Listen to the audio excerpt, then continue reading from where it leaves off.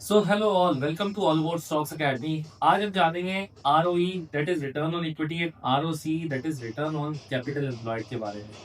Return on equity और return on capital employed होता क्या है, सबसे पहले वो समझ लेते हैं। पहली बात तो इनके फॉर्मूले जिस तरह यहाँ पे लिखे हुए हैं, तो मोस्टली आरओई होता है नेट प्रॉफिट, मतलब प्रॉफिट आफ्टर टैक्स, शुद्ध मुनाफा डिवाइडेड बाय शेयर होल्डर ने जितना पैसा दिया।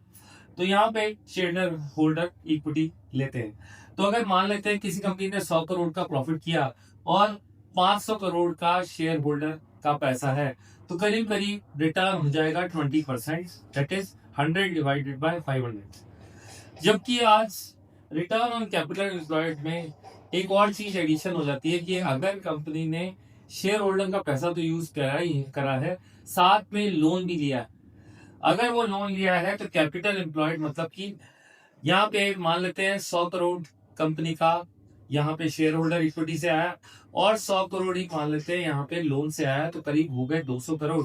और मान लेते हैं कि कंपनी ने 50 करोड़ रुपए कमा लिए यहाँ पे। और यहाँ पे एक बात मैं और इंसिस्ट करना चाहूंगा, ये ऑपरेटिंग अर्निंग है, मतलब कि कंपनी को एबिट, इंटरेस्ट और टैक्स भी देना पड़ेगा। अगर यहाँ पे ये चीज के बाद भी कंपनी का मुनाफा या परसेंटेज आरओसी का 20% से ऊपर आ जाता है, तो ये एक बहुत अच्छी बात है कंपनी के लिए।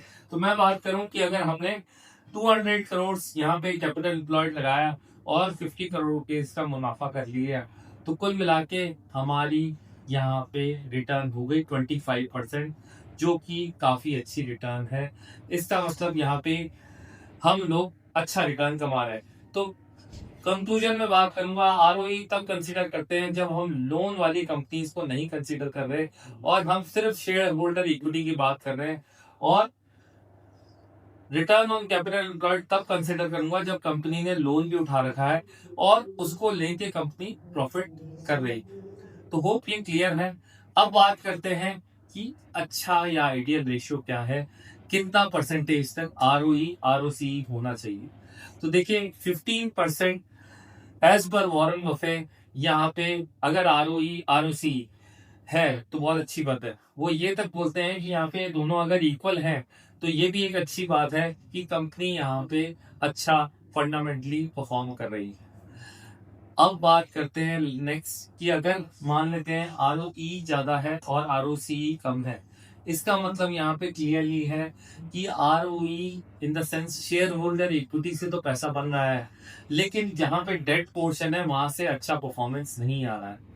तो यहाँ पे कंपनी गुड है, बट ये हम ये नहीं कह सकते कि कंपनी आउटस्टैंडिंग या फंडामेंटली वेरी स्ट्रांग है। वहीं अगर दोनों इक्वल है तो हम बोलेंगे yes, company is doing better, और अपने लोन से as well as share holder equity से वो एक अच्छा डिसेंट रिटर्न कमा रही है। और अगर आरओसी ज्यादा है, जो कि बोला जाता है कि काफी अच्छा पैरामीटर है कंपेयर टू आरओई, क्योंकि ये दिखाता है कि आप अपने डेट पोर्शन से कितना अच्छा पैसा कमा रहे हैं।